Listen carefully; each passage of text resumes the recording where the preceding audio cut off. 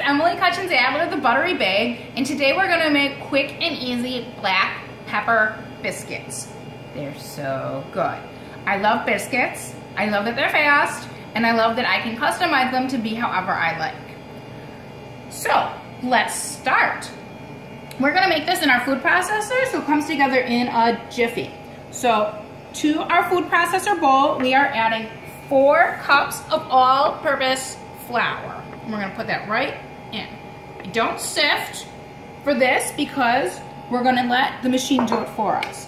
Then we're adding 1 teaspoon baking soda, 4 teaspoons baking powder, 1 teaspoon plain sugar, 1 teaspoon kosher salt, and 1 tablespoon fresh cracked black pepper. No, I did not use my pepper mill, but it is fresh. I am cooking for the holidays, so we used our spice mill, which is really just a coffee mill that I only use for the spices. Don't use your spices and your coffees in the same one, it'll be disgusting.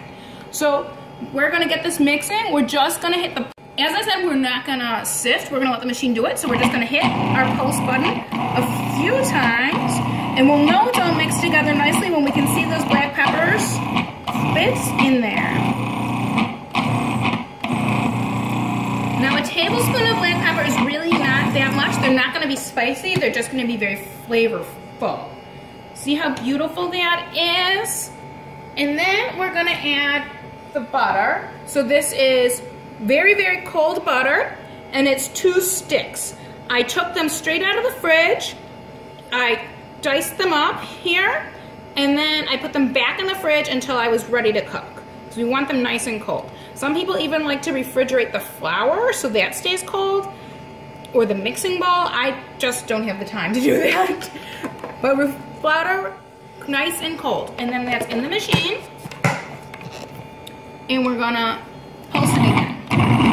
And what we want is little blobs. And when we see the little blobs of butter all nice in there, then we're gonna add our buttermilk. We're adding 2 cups of buttermilk.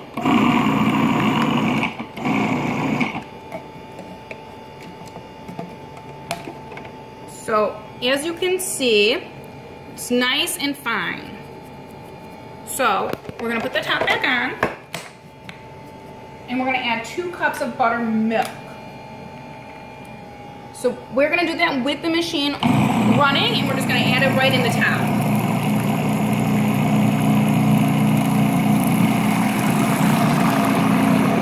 We're just gonna let that come almost to a ball. And then we're done. So, it's a little bit of a messy project, but totally worth it. We're gonna just clear up our space so that we can work that dough. I always wanted to do that, right? So I'm just gonna take it out of the machine, take the blade out, and it should bring most of this with us. And I'm just gonna scrape it on out. Not the prettiest job in the world, but the efforts are more than worth it. And we'll have, side note, preheat the oven to 400 so that we can cook these little bitties. If you want to make your biscuits ahead of time, you can make them and then freeze them, and then just heat them up with a little bit of butter on top. They'll be perfect. So, as you can see, our dough is very, very soft, and it's gonna get all over my rings, but that's okay. We're just gonna knead it very gently to make sure that all of the loose bits of flour are incorporated into the dough. And it's not even really a knead so much as a fold.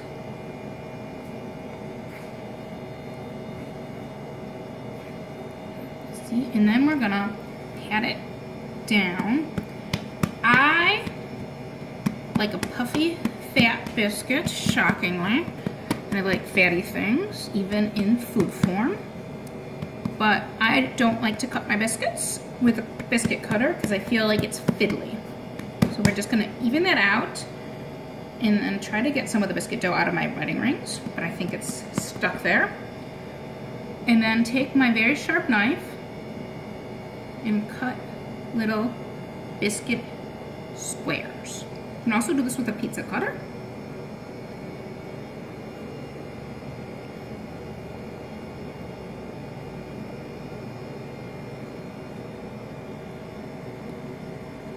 Little squares. So, like this guy's kind of round. I'm sorry, triangle. I know my shapes. You can just squish it up a little bit, and then it's gonna go right on to the sheet pan. The sheet pan does not need to be buttered. There's plenty of butter in there already.